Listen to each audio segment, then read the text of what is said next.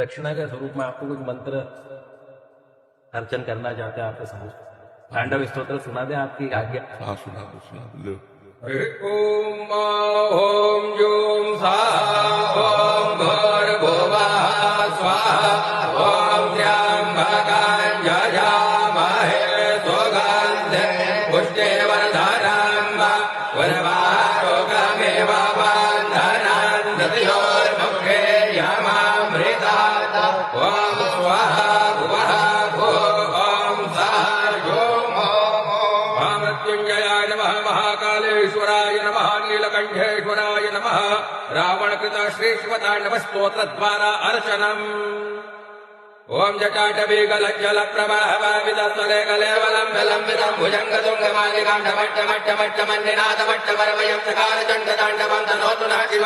जटाकटाः सम्भ्रमा प्रमण्डलं पनिर्झरे विलोलवीशिवल्लरी विराजमानमूर्धने धगद्धगद्धगज्ज्वल लाटपट्टभावके किशोरचन्द्रशेखरे सत्यप्रदक्षिणं धराधरेन्द्रनन्दने विलासबन्धु बन्धुरस्फुरद्दिगन्तु सन्तुति प्रमोदमानमानसे कृपाकटाक्ष धोरणे निरुक्तदुर्धरापदे क्वचिद्दिगम्बरे मनो विनोदमेतु वस्तुने जटा भुजङ्ग पिङ्गलत्फलत्फणा मणिप्रभा कदम्ब कुङ्कुमद्रवा